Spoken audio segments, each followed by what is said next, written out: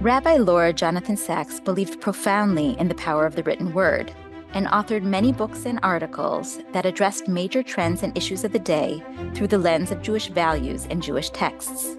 In an effort to honor his creative contributions, Yeshiva University created the Sacks Book Prize to broaden the impact of Jewish scholarship in the arena of contemporary Jewish thought. The prize aims to recognize recent publications of ideas deeply sourced in Jewish texts with wide appeal within and beyond the Jewish community. I'm Dr. Shira Weiss of the Sacks-Herenstein Center of Values and Leadership, and I'm pleased to present my conversations on the Sacks Book Prize podcast. I'm pleased to recognize As a Jew, Reclaiming Our Story from Those Who Blame, Shame, and Try to Erase Us by Sarah Hurwitz as a finalist for the 2025 Sacks Book Prize. This book has become a New York Times bestseller and won the Natan Notable Book Award. Sarah is also the author of Here All Along, Finding Meaning, Spirituality, and a Deeper Connection to Life in Judaism after finally choosing to look there, which was a finalist for 2 National Jewish Book Awards and for the Sammy Rohr Book Prize for Jewish Literature. Sarah was a White House speechwriter from 2009 to 2017, starting out as a senior speechwriter for President Barack Obama and then serving as head speechwriter for First Lady Michelle Obama. Prior to working at the White House, she was the chief speechwriter for Hillary Clinton on her 2008 presidential campaign. Sarah is a graduate of Harvard College and Harvard Law School and has completed training to be a chaplain, which she does on a volunteer basis at a hospital. Congratulations, Sarah. Oh, thank you so much. This recognition just means the world to me. Rabbi Sacks, the namesake of the book prize, wrote and spoke extensively to combat anti-Semitism, as you do in your book. How have you been influenced by him?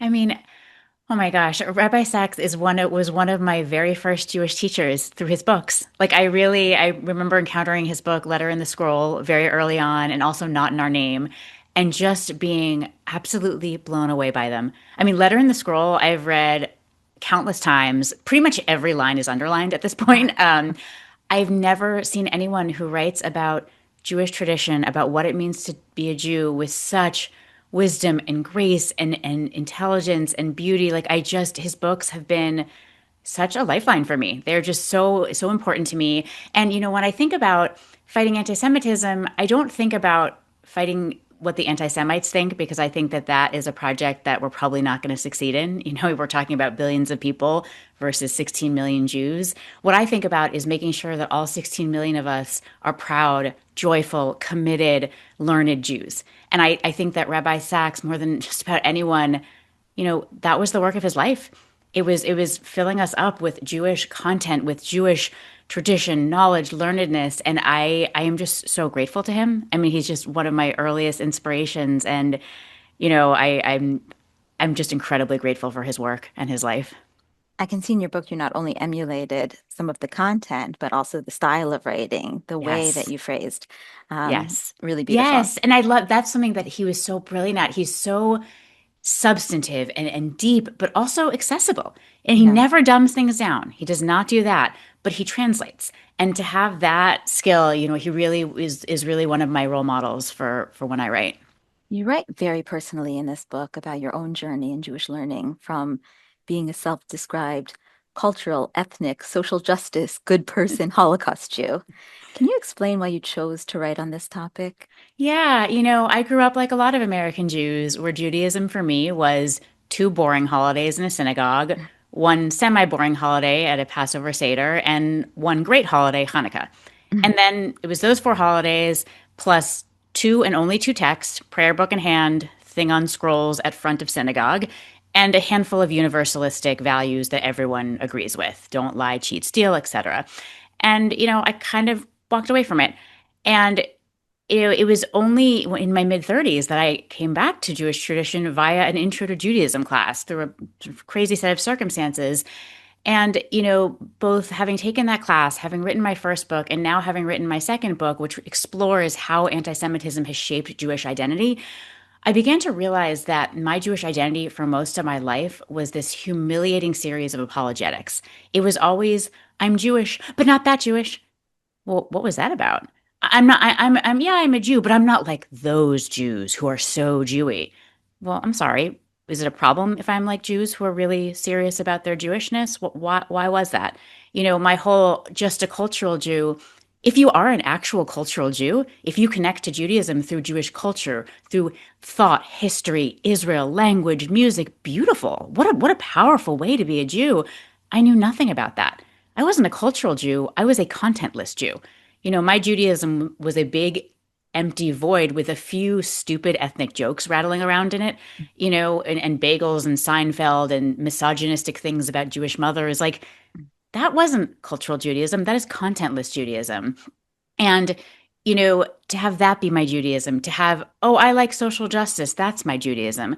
Well, wait a second. Everyone likes social justice. That's not specific to Judaism. The idea that I'm a Jew because of the Holocaust? Really? You're a Jew because people killed us? Like that? How utterly disrespectful to 4,000 years of wisdom about the human condition. But that identity is not unusual. And in researching my second book, the one we're talking about today, I came to realize that that identity, that apologetic, watered down identity, was really the result of 2,000 years of persecution and 200 years of Jews erasing themselves in a very understandable attempt to be safe, right? To have the opportunities that I take for granted, to fit in, to assimilate. And it just breaks my heart that we had to lose so much of who we are in order to try to be safe from our persecutors. And so I wanted to help Jews understand that legacy. I wanted to help American Jews and others, Jews around the world, understand how their identity had very much been infiltrated and warped by all of these hateful ideas about Jews. And I wanted to urge people to strip away all of those ugly layers so that we can turn back to our tradition with open-heartedness, with curiosity, and with reverence. You quote Israeli author Amos Oz, who wrote, quote, "Ours is not a bloodline, but a text line." And you called Jewish texts our shared DNA, with each generation adding its own pages. Can you explain how you understand the significance of the Jewish story you just spoke about? Yeah, this is from a beautiful book by Amos Oz and Fania Al-Salzberger called Jews and Words. And, it actually, this idea of Jews as a text line, I find to be very powerful because I think we struggle today to understand what Jews are. Many of us think of Judaism as simply a religion, like Christianity or Islam. That is incorrect. Judaism is not just a religion, nor are we an ethnicity or a race. Jews are very diverse, many ethnicities, many races. Okay, what are we? Well, we're whatever the Ammonites and the Hittites and the Edomites are. It's a category that no longer, that we're really probably the only members of. Maybe there are others, I don't know. But it's a peoplehood, a civilization, a family, a nation, a tribe. That is, I think, what we are. And that peoplehood, that group, we have a text line that I think is how we tell our story. It is how we express our ideals, what we believe, our values, who we are, and where we've come from. And regardless of how we practice Jewish religion, whether we are totally secular, totally traditional, any other variant of Jewish practice, that text line, it's all of ours. It belongs to all of us. It is our shared heritage. No matter how much we disagree on a million other things, we can always come back together around our text line. That is the thing that we share no matter what. And it actually makes me think of this beautiful analogy that Rabbi Sacks has in, I believe it's in Letter in the Scroll, where he talks about a library. And he says, imagine that you're in a library and there are all these books about what it means to live a good life. And you can pull them down from the shelf, you can peruse, you're looking at this book and that book, and all very interesting. Some you put back, some you check out. But then your eyes catch on one particular book that's very, very old, leather bound, and the spine has your family's name on it. You're like, whoa, wait a second. And you pull it off the shelf and you start looking at it and you realize that this book is actually the story of your ancestors' wisdom for what it means to be human. And it goes all the way back to your great, great, great, great, great, great, on and on. And each one has a page in it where they are writing their idea of what it means to be human, who we are as a Jew, as a Jewish people. And you're turning the pages, and you get to the final page that you see, or not the final page, but finally get to a page that's blank and it has your name on it. Now, are you just going to close up that book, stick it back on the shelf, and wander away? I don't think you are. Right. And I think he was making this brilliant point that there is much wisdom out in the world, right? We're not the only ones with wisdom, but that's the wisdom of my family. And I just think, to make an argument to people, to make an argument to Jews that you should be Jewish because you were born that way, blah, blah, blah. That, for many people, that's not a compelling argument. Like they're trying to say, like, well, is ours the best substance or the second best or whatever? And there's no best or second best, right? There's wisdom in many traditions, but this is the wisdom of our family. And I think to me, that is a very, very powerful argument for why it is so important for me to be a Jew, to be a deeply committed, passionate, engaged, learned Jew. You quote Rabbi Sacks in your book, who wrote that for millennia, Jews believed that they were, quote, a people loved by God, chosen, different, holy. But at some stage, Jews stopped defining themselves by the reflection they saw in the eyes of God and started defining themselves by the reflection they saw in the eyes of their Gentile neighbors. How did that change Jews' self-perception? I mean, it's like this is just vintage Rabbi Sacks, where he just in one sentence kind of says everything. And I think what he was referring to was the fact that, in Western Europe, Jews used to live in really insular Jewish communities. They had contact with the outside world, but really their primary life was in these Jewish communities where they lived by Jewish law. They spoke Jewish languages, ate Jewish food, their children got a Jewish education. That was, and they had a pretty good sense of themselves. They had a sense of self-esteem, of worth in the eyes of God. But then in the transition to modernity, when Jews started being offered the privilege of citizenship in modern nation states, and they started, actually integrating into the societies around them, they really began to internalize what those people thought of them. And what they thought of them was actually quite negative. It was informed by about 2,000 years of Christian anti-Judaism. That was a very well-developed tradition in Christianity, whereby, in the earliest years of Christianity, the early church fathers were seeking to define Christianity, and they often did so in opposition to Judaism. And so they really framed Judaism as this spiritually dead, legalistic religion. They portrayed Jews as devilish, depraved, carnal, bloodthirsty, I mean, very, very ugly ideas about Judaism. They were incredibly denigrating of Jewish texts, post-biblical Jewish texts. They thought they were illegitimate. So texts like the Talmud, medieval folks were actually burning the Talmud. I mean, this was a very, very anti-Jewish idea. And what is heartbreaking is, in the early 1800s in Western Europe, you had Jews who very much wanted to have the same opportunities that you and I take for granted, to have a good job, to get a good education at a secular university. And they needed to figure out a way to transition from this insular Jewish community life to modern society. And so they reimagined Judaism as a Protestant style religion. The idea was, look, we're just like you all, but we just go to a different kind of church. And, what is heartbreaking about this is that they seem to have internalized some of these anti-Jewish ideas from the people around them.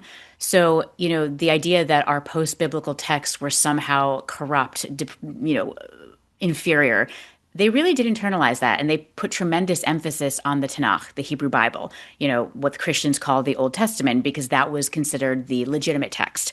And they really sadly diminished the importance of this 2,500 years of commentary, debate, interpretation, which I think in many ways are part of the beating heart of Judaism. They disregarded those and focused on, Old Testament prophetic morality. That was their focus. And, that is just so devastating to me. That loss of so much of our wisdom and our genius and our beauty, just having to put that aside in order to be accepted and safe. And it's funny, I was sharing these ideas with a bunch of Israelis, and this guy kept interrupting me and saying, that happened to us too. And I said, no, I don't think you're getting what I'm saying. And then I realized, oh my gosh, he's right. Because if you actually look at some of the early Zionist thinkers, they too were incredibly denigrating of Jewish religion. They had this idea that Jewish religion was this superstitious nonsense. All of these rabbis waiting for the Messiah were going to get us killed. Like, we are going to leave all this nonsense behind and found this state, right? So they too, as a result of persecution, left behind this part of the beating heart of our tradition. And I just thought, like, what a devastating thought that, so many of us in America and so many of our siblings in Israel, we lost this beating heart of our tradition. And I think my argument is very much an argument for us to reclaim Judaism. We may have had to stick a Protestant cookie cutter into Judaism in the 1800s to try to be safe and accepted, but we don't have to do that now. I have this kind of, I don't know, this like dream of us just like imagining ourselves way back in the 1800s at this moment when we are transitioning to modernity. We do need to do some rethinking, right? There was some stuff in Jewish tradition that was outdated and that was kind of, needed to be modernized. But what if we had been able to do that without all of this anti-Judaism around us, without imbibing the hatred of those who really didn't respect us or our traditions? Would we have created the denominations we are members of today? Would we have created Reform Judaism and then Orthodox Judaism, which was a response to Reform Judaism, and then Conservative Judaism, which was a response to those two? In a way, all of these modern denominations are these reactions to the transition to modernity, and they're kind of responses to that. But what if we could go back and just not have to respond, right? What if we could just go back with open hearts and reverence and awe and love and look at our traditions with fresh eyes? Like, what would we have created? And it's an unfair thought experiment because our ancestors did not have the privilege and luxury that we have today. I have nothing but admiration and awe and gratitude for my ancestors who very easily could have said, forget this. We're going to go become Christians. We're going to be nothing. We don't need to stick with this Jewish thing that's so hard. But no, they wanted to stay Jews. They really were very brave. They wanted to stay Jews, and this was what they were able to come up with. But we don't have to be limited by that. You mentioned some accusations leveled against Jews by their Gentile neighbors. And as you researched anti Semitism throughout Jewish history, you found three themes repeated in claims about Jews: power, depravity, and conspiracy. Why do you think these three, and were they surprising to you? So they were surprising to me because growing up, my only anti Semitism education was Holocaust education. And what I learned was the Germans lost World War I and they were mad and blamed the Jews. Then there was a depression and they were mad and blamed the Jews, and then they killed them. Why? Because of prejudice, scapegoating, and the darkness of the human heart. I don't know, when you're 13, your teacher's telling you that, you're like, okay, sounds reasonable. If you were a clever 13-year-old, you would ask, but wait, why the Jews in particular? Why did they choose them? You would have gotten the same answer. Prejudice, scapegoating, heart of darkness in the human heart. That's what we're studying. That's not the answer, right? That is not the answer. That answer actually leaves you kind of thinking that anti-Semitism is some kind of mystery. It's a mystery. It's eternal. It's always been there. No, it's not. Anti-Semitism is one of the least mysterious phenomenon in the known universe. The answer to why the Jews is 2,000 years of Christian anti-Judaism that led to the thinking that led to the Holocaust. And that is not my idea. That is the work of generations of renowned Christian scholars who I quote in my book. You don't know that if your anti-Semitism education is Holocaust education, because good luck teaching that in an American public school. Not going to go well. But when you finally know that and you study the history of Christian anti-Judaism, you do see these three themes: power, depravity, conspiracy. The Jews are so powerful and depraved that they conspired together to kill Jesus. They conspired to get their Roman occupiers to kill Jesus. Well, that's interesting. Usually occupying overlords do not listen to the occupied, but hey, I guess that's what happened here. And to be clear, there was certainly pagan anti-Semitism before Christianity, quite a lot of it. But the scholarship that I read indicated that it was a kind of xenophobia. It hadn't really been deeply theologized. Christianity took a lot of those ideas and theologized them. And those ideas of power, depravity, and conspiracy, you can really trace them throughout Western history. David Nierenberg, in his absolutely mind-blowing book, Anti-Judaism, he does a lot of this work in a very rigorous, profound, scholarly way.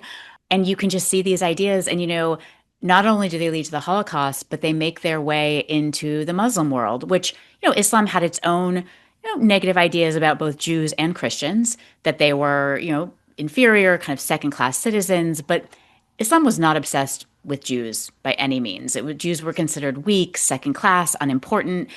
But once these Christian ideas about Jews start making their way into the Muslim world through colonialization, you start to see these ideas of power, depravity, and conspiracy take root. You start to see blood libels. You start to see a lot of these old Christian anti-Semitic canards making their way into that part of the world. And by the way, the Soviets also got in on the action. They insisted that it wasn't the Jews who were the problem, God forbid. The Nazis, their enemies, disliked Jews. Their problem was the Zionists, not the Jews, it's the Zionists. So that is the the whole, the kind of anti-Zionism that you're seeing on campuses today that was really pioneered by the Soviets. But again, same idea, right? Israel is powerful, depraved, and in a conspiracy to rule the world, kill everyone, be the source of all evil. This is the kind of nonsense that has deep roots. And I think once you understand those themes of power, depravity, and conspiracy, you can really see them everywhere. You're right. And I really identified with this, especially pre-October 7th, that quote, like many American Jews, I think I've lived my life as if there was some kind of wall holding back history's tides. I knew just enough about the past to understand that this wall could crumble, but I didn't believe it ever would. Part of me still doesn't. And then later on in the book, you pose a question that many Jews have been wondering, whether we still have a place in America, whether we still belong. How, after your research, do you respond to this wondering? Oh, isn't that the question of the hour that we're all wondering about? I am worried right now. I'm going to be very honest. I see a rising kind of anti-Semitism on both the left and the right sides of the political spectrum that makes me very nervous because that horseshoe, those both ends of the horseshoe now really are starting to meet in these ideas about Jews being powerful, depraved, and in a conspiracy to harm us. On the right, you're beginning to see people talking about Jews killing Jesus again, which is stunning because all the major Christian denominations have roundly rejected that very clearly, roundly, thoroughly, in a way that's, I think, very important for Jews to understand. Like that work has been done, deep intellectual work in the church. And to see people now trying to undermine that work is very discouraging. On the right, you also have this kind of populist ideology that a small group of powerful, depraved elites is in a conspiracy to harm you and your family. They want to vaccinate your kid, make your kid transgender, all these very ugly lies. Again, power, depravity, conspiracy. And the leap between elite and Jew is very, very small. Tucker Carlson has certainly made that leap. You're seeing that. He's been promoting this absolutely outrageous, disgusting, great replacement conspiracy, which is this ugly lie that says that globalist Jews are importing black and brown immigrants to take the place of good, decent white Christians. I mean, I don't know whether it's more racist or more anti Semitic, but it is just disgusting. Tucker Carlson has millions of followers. These ideas are catching hold on the right. You are seeing increasing anti Semitism and anti Zionism among young conservative leaning people. That is worrying. On the left, you have a similar idea that, the world's worst evil is racism and colonialism. And what is the problem today? Israel, this racist colonialist country. These Israelis are these powerful, depraved people in a conspiracy to harm innocent Palestinians, to take over the world. I mean, you're seeing these very dark ideas on the left. I visited 29 college campuses since October 7th, and I was absolutely stunned by the level of anti-Semitism I saw at these schools. And again, like anti-Semitism gets upgrades and people don't understand that. The medieval Christian anti-Judaism is very different from the 20th century Nazi racial anti-Semitism, which is very different from anti-Zionism. We just teach people about the 20th century Nazi racial anti-Semitism. So when they see anti-Zionism, they're often unable to recognize that as anti-Semitism because there are no Nazis. And what I would often hear is, well, no, wait a second. You're saying that criticizing Israel is anti-Semitic? No, I'm not. I literally, I do it all day long, as does every Israeli. That's called being a patriot. It's called being a normal human being. But what I saw on campus was something different. It was not critique of Israel. What it was, and I can only really explain this in analogy, is imagine that if a bunch of college students were upset by the Chinese government's policies, right? The Chinese government has some terrible policies, understandably, one would be upset about them. And if they decided to express their upset feelings by going to their Chinese American classmates and saying, you all have to reject China entirely. If you visit friends there, if you study abroad there, if you study Chinese, if you say anything at all positive about China, you're dead to us. You can't be a member of our club because we don't want any China lovers in our clubs. And then they held noisy rallies where they screamed, we don't want no China lovers here, and Chinese equal Nazis.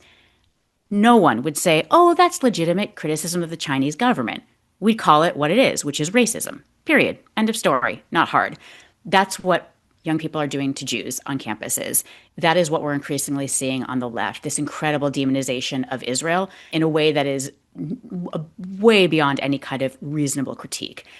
And, seeing this on both the right and the left and beginning to worry about the impact of AI on our economy, where, at some point, millions of people will be out of jobs, including a lot of people who spent tens of thousands of dollars getting a college education, working hard, doing everything they were told they should do, and now they're in debt. They can't get a job.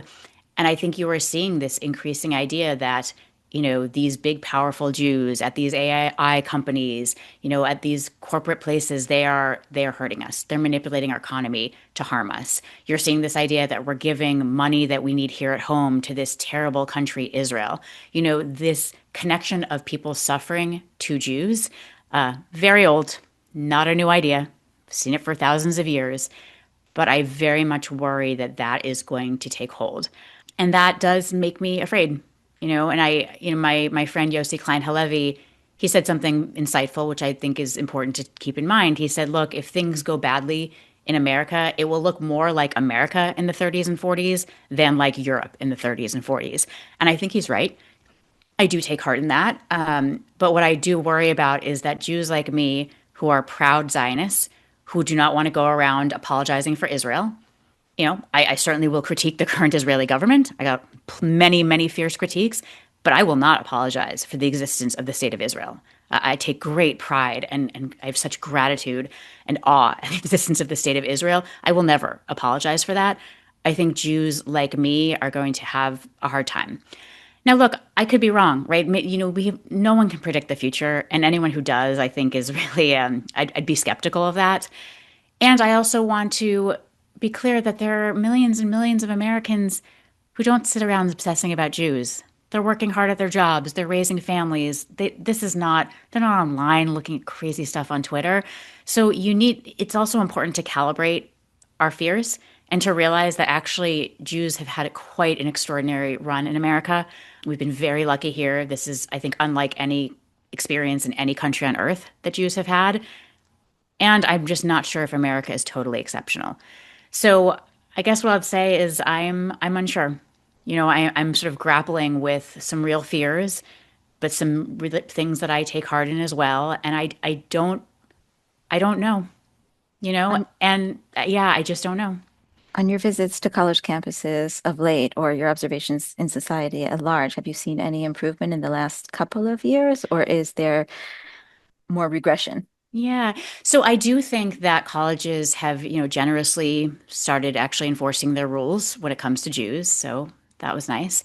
So I do think you're seeing less of the noisy, violent, threatening encampments. You're probably seeing you're seeing less tolerance for students committing massive property crimes and sort of being somehow let off the hook, which was pretty bizarre. I do think universities are realizing that actually this is not constructive critique of Israel, but just violent anti-Semitism. So I think universities have certainly cracked down on the disruptive, loud stuff. But I think the pervasive atmosphere still does exist at certain college campuses. And I want to be clear, campuses are very diverse. You cannot paint with a broad brush. Even internally, campuses are diverse, where you'll have some departments that are very uncomfortable for Jews and others that are great. So you can't generalize, and I think it's dangerous to do so. But what I do worry about is that on not a small number of college campuses, Israel is in the same bucket as the KKK and the Nazi Party. So if I said to you, Shira, look, I'm a Nazi, but I'm a liberal Nazi. Or yeah, I'm in the KKK, but I'm not racist. Come on. Nonsense. There is no acceptable contact, or there's nothing good you can say about those two entities. They're evil, period. End of story. If you put Israel into that bucket, it's no longer a country, but a caricature. And this is what scares me, in that even a kid who says, wait a second, Israel's a country. I agree with some things this government does. I disagree with others. I have friends there. I love it. Forget it. On many campuses, again, that sounds like I'm a liberal Nazi. And I think these ideas have been decades in the making. I think that this is a very deliberate and careful and well thought out intellectual and social movement. I think it's much bigger than we really understand, and I don't think it's going away. I think that movement is still there, and it's hard for me to tell whether it's maybe getting a little bit better or not. I'm not super optimistic about its future. That said, I have seen a movement on some college campuses that realize that they have swung so far into extremes, that they have zero ideological diversity, that they really have swung into indoctrination rather than critical thinking. And they are trying to move the pendulum back. There's a new movement of these like centers for civic dialogue, centers for civic education that you're beginning to see on campuses. And I think that's exciting. That does give me some hope because I think there's a recognition that this pendulum has gone way, I mean, it's basically flown off the clock. And now I think they're trying to bring it back. So that does actually give me hope. I'm hoping that the fever has broken in some ways. I'm hoping we've reached the worst of this and maybe are moving forward, but I'm not sure how much we can fix this. And I worry that economic disruption will lead to what it has often led to throughout history, which is blame the Jews. People often say, well, we're going to fight anti Semitism. And I think that's great. And we should definitely try to do that. But I also think we need to understand that anti Semitism tends to wax and wane depending on how secure people are feeling. When there is a plague, an economic crisis, it gets much worse. When people are feeling safe and economically stable, it tends to get better. You acknowledge the uphill battle of trying to eliminate anti Semitism and instead suggest building an ark to survive the storm. And you also suggest disrupting old institutions when Jews are excluded by founding new ones, as Jews have done throughout history in America. What exactly did you have in mind when you wrote that? Yeah. So, there are two ideas. One is the arc, and one is the disruption of institutions. When I talk about building an arc, what I mean is that if you have this contentless kind of Jewish identity that I had, where your Jewish identity is this big, empty void with a few ugly ethnic jokes kind of rattling around in it, it will be filled by what's around you. And if what's around you is anti Semitism, what's around you is ugly stories about Jews, those will become your story. And so, when you have this empty identity, you can't fight anti Semitism. Because if someone says to you, well, Jewish tradition is violent and vengeful with an angry, unloving God, if you don't know anything about Jewish tradition, what will you say? I like Seinfeld? If someone tells you that Israel is this Nazi, genocidal, racist state, and you don't know Jewish history, you don't know about Israel, what you're going to say, I like social justice? Like, these are not great arguments. And I'm not even worried that your haters won't be persuaded. I'm worried that you won't be persuaded. If you don't know the Jewish story, you will believe the stories other people tell about Jews, and they tend not to be great. So I think building the ark is about building that strong sense of Jewish identity, learning, pride, and community and peoplehood. That's what I mean by that. And in terms of disrupting institutions, what I've often said to college students is, if the climate club or the reproductive rights club, if they won't have you in their club, or if they'll have you and they will make you so uncomfortable because you refuse to disavow Israel, you don't have to put up with that. Start your own club. Start your own climate club, and you make that club the most inclusive, welcoming club that has ever existed. It's not just a Jewish climate club, it's a climate club for anyone of any background who cares about climate change and wants to do climate change and not sit around hating Jews. And you just make that club the best climate club that has ever existed on a campus. And you know what? Your classmates might actually be attracted to it because you're actually doing climate change work, not sitting around protesting Israel. And, this is what our ancestors did for decades in America. When people would not have us in their law firms, hospitals, universities, we founded our own. And guess what? They were excellent because we worked really hard. We made them open to anyone of any background who was talented and willing to work hard. And that's actually how you create a thriving institution. And soon everyone wanted to join us. And frankly, a lot of American institutions, they've got, some weakness at their heart, right? There's a lot of mediocrity out there. And I think this is a moment that could be really exciting where Jews say, okay, if you don't want us, we don't have to degrade ourselves by being where we're not wanted. We will step away. We will create our own amazing institutions, and we will welcome anyone who wants to be part of them. And I'll tell you, Allison Corman is actually someone who did this. She was the head of the DC of a DC abortion rights nonprofit, and she was basically driven out because she refused to reject Israel because she was driven out because people thought she was a quote Zionist, so that was a bad thing to them. And she said, well, forget this. I'm not going to put up with this anti-Semitism and this abuse. So she started the Red Tent Fund. This is a reproductive rights organization that is driven by Jewish values and that welcomes people of any background, that helps people of any background who need reproductive assistance. And you know what? It's thriving. And they don't spend their time protesting Israel or hating Jews. They spend their time on reproductive rights. And that's exciting. You know, like that organization, the Red Tent Fund, we should be supporting organizations like that. I think that's an exciting organization. And I think that really creates a model for where Jews could go if we need to. You mentioned earlier about whether or not Jews still have a place in America, and you quote anthropologist Melvin Konner, who wrote, quote, like people living in places prone to earthquakes, volcanoes, forest fires, and the like, Jews, aware of their history, live with the ongoing sense that a social or societal quake may make non-Jews their enemies more or less overnight. And since those others are far more numerous, our vulnerability is obvious. The social structure may shift beneath us, leaving us scrambling for a foothold. It is not a paranoid fantasy, it's a historical reality. It probably won't happen here, we think, but then again, perhaps it can. How should we live with such uncertainties? Yeah, I mean, that quote, when I saw it, it just took my breath away because I think it so perfectly encapsulates the Jewish condition. I think a couple things. First of all, I've been thinking so much about my bubby, my grandmother, and how she grew up in America in the 1920s and 30s and 40s when there was no Israel. That was a terrifying time to be a Jew in America. There was tremendous, very scary anti-Semitism. In the late 30s and 40s, she's watching as this cataclysm is taking place in Europe, and there was nowhere to go. Like America was the Zion, America was the refuge, and it was a tough place for Jews. And I wonder how she slept at night. In those moments when it must have seemed like America was closing in on Jews, there was nowhere to go. We have somewhere to go today. We have Israel, right? We are the luckiest Jews in 2,000 years. So I'll tell you, I sleep fine at night. Even though I'm anxious, even though I'm worried, I feel so incredibly lucky. We have a Jewish state, and a Jewish state that's facing challenges, that's struggling, just like America is right now. But that should give us a lot of comfort. That should actually give us some sense that, okay, no matter how bad things get, they will never get as bad as they did for our ancestors, God willing. So I think that should give us a lot of comfort. And I think that we also just have to understand that we are a tiny minority. And I think some Jews are maybe a little bit confused about this because they see that Jews in America are very successful, and we are, and I'm very proud of that. We're also 2.4% of the population. Okay, so there's a difference between status, between, wealth and professional acclaim, and power.